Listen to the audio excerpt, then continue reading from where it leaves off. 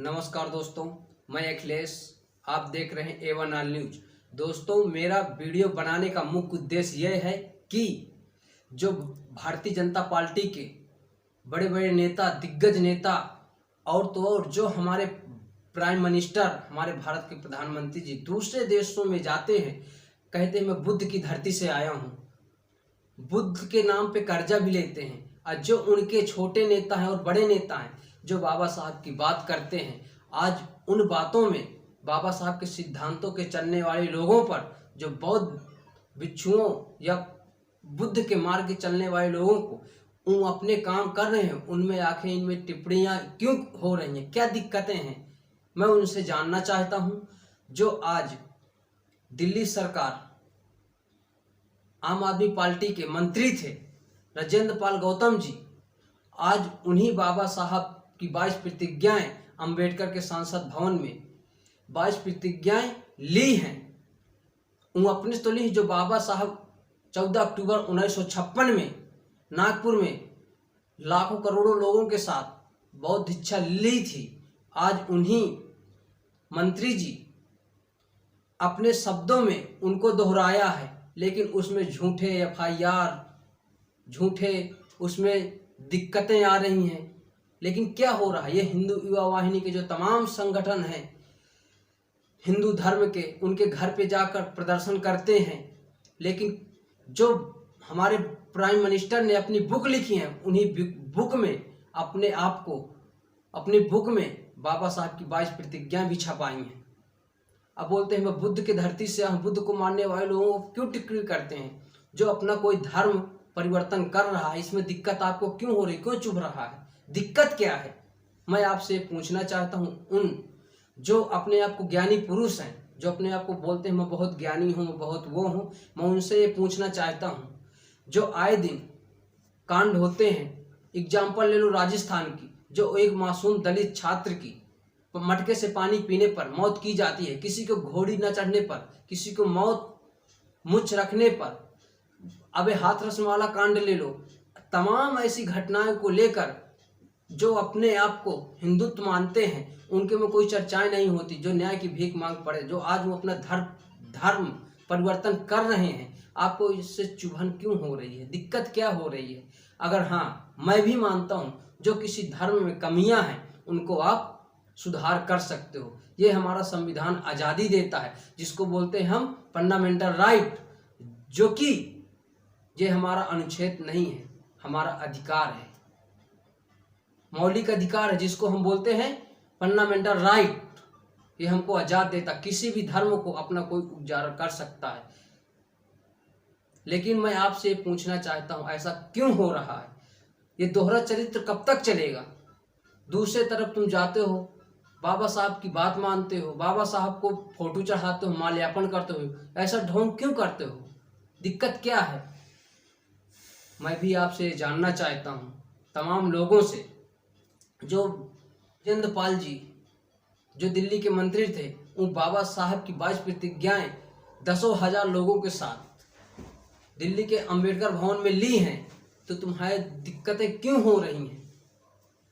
जितना दबाओगे उतना लोगों से उसका कथन होगा, आप समझ जाइए, या तो फिर जात खत्म कर दीजिए। आइए दोस्तों, मैं भी इन बाबा साहब की 22 प्रतिज्ञाएं पढ़ता हूं। जो बाबा साहब की 22 प्रतिज्ञाएं हैं, जो लोग बोलते हैं उसमें कमियां हैं, मैं ये जानना चाहता हूं उसमें कमियां क्या हैं। मैं भी कुछ बताना चाहता हूं आप लोगों को, आप सुनिए पहले बाबा साहब की 22 प्रतिज्ञाएं क्या थी।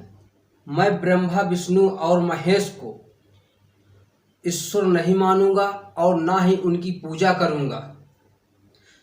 पहली प्रतिज्ञा ये थी। दूसरी प्रतिज्ञा, मैं राम और कृष्ण जो भगवान के अवतार माने जाते हैं, कोई आस्था नहीं रखूंगा और ना ही उनकी पूजा करूंगा।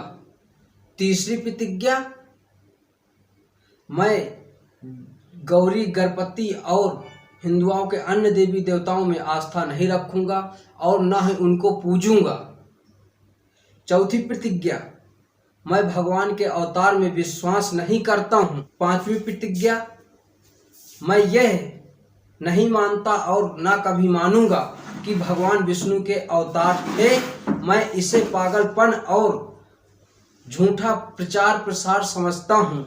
छठवीं प्रतिज्ञा, मैं श्रद्धा या श्राद्ध में भाग नहीं लूंगा और ना ही पिंडदान करूंगा। सातवीं प्रतिज्ञा, मैं बुद्ध के सिद्धांतों और उपदेशों का उल्लंघन करने वाले तरीकों में कोई कार्य नहीं करूंगा। आठवीं प्रतिज्ञा, मैं ब्राह्मणों द्वारा निष्पद्धति होने वाले किसी भी समारोह को स्वीकार नहीं करूंगा। नवीं प्रतिज्ञा, मैं मनुष्य की समानता में विश्वास करता हूँ। 10वीं प्रतिज्ञा, मैं समानता स्थापित करने का प्रयास करूंगा। 11वीं प्रतिज्ञा, मैं बुद्ध के अष्टांगिक मार्ग का अनुसरण करूंगा। 12वीं प्रतिज्ञा, मैं बुद्ध द्वारा निर्धारित परमितों द्वारा पालन करूंगा। 13वीं प्रतिज्ञा, मैं सभी जीवित प्राणी में प्रति दया का भाव रखूंगा तथा उनकी रक्षा करूंगा। 14वीं प्रतिज्ञा क्या थी? मैं चोरी नहीं करूंगा। 15वीं प्रतिज्ञा, मैं झूठ नहीं बोलूंगा। 16वीं प्रतिज्ञा, मैं कामुक पापों को नहीं करूंगा। 7वीं प्रतिज्ञा, मैं शराब ड्रिंक्स जैसे मादक पदार्थों का सेवन नहीं करूंगा। 18वीं प्रतिज्ञा, मैं महान अष्टांगिक मार्ग के पालन का प्रयास करूंगा एवं सहानुभूति और प्यार भरी दयालुता रखूंगा। दैनिक जीवन में अभ्यास करूंगा। 19वीं प्रतिज्ञा, मैं हिंदू धर्म का त्याग करता हूं जो मानवता के हानिकारक है और उन्नति मानवता के विकास में बाधक एवं क्योंकि यह असमानता पर आधारित है और स्वयं धर्म के रूप में बौद्ध धर्म को अपनाता हूँ।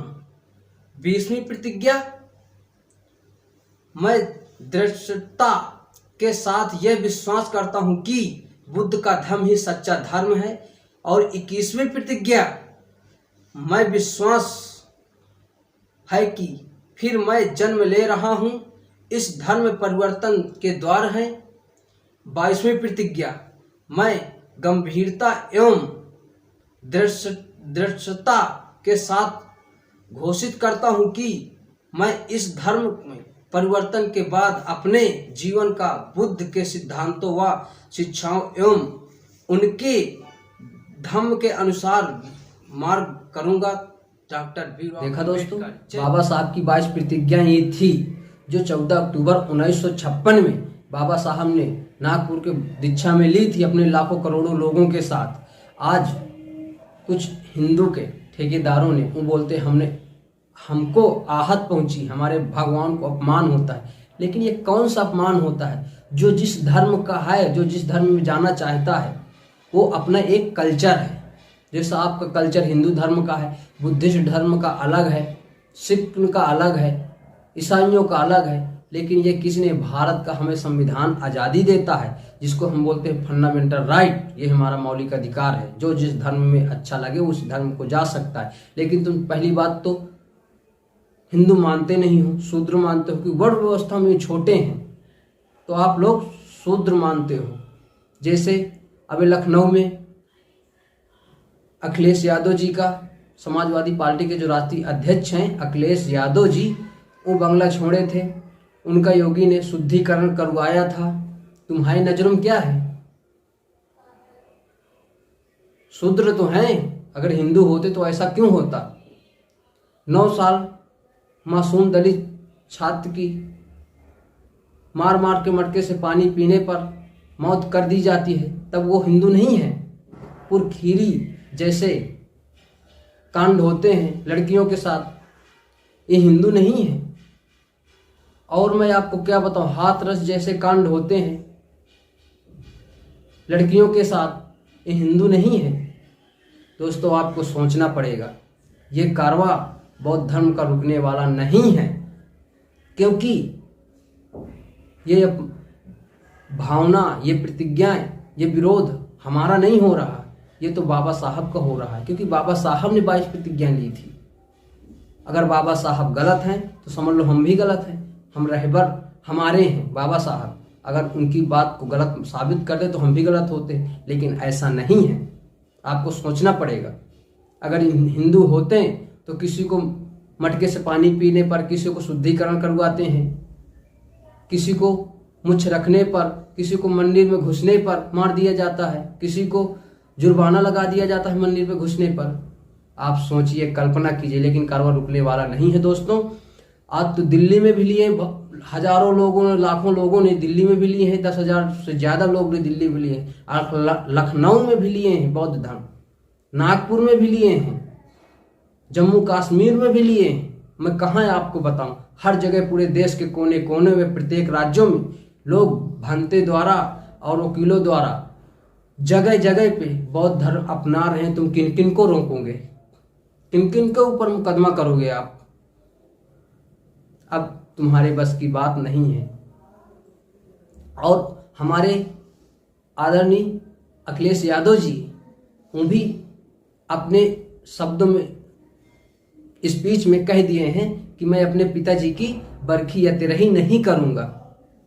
ऐसा क्यों कहा? उनको भी समझ में आ गया कि हमको इस शूद्र ही मानते हैं। आप कल्पना कीजिए, समझिए दोस्तों। और मिलते हैं अगले वीडियो में दोस्तों। और मेरे चैनल को आपने सब्सक्राइब नहीं किया है तो सब्सक्राइब कर लीजिए और बेल आइकन घंटी को दबा लीजिए और लाइक कर लीजिए दोस्तों। आपका सब्सक्राइब करने में कुछ नहीं जाता, क्योंकि मैं आप तक पूरे देश की हर तरह की, हर कोने कोने से खबरें आप तक पहुंचाने की कोशिश करूंगा दोस्तों। जो सब्सक्राइब करेगा उसका भी धन्यवाद, जो ना करे उसका भी धन्यवाद, जो करे उसका दिल से प्रणाम और धन्यवाद। मिलते हैं अगले वीडियो में। जय भीम, जय भारत, जय संविधान।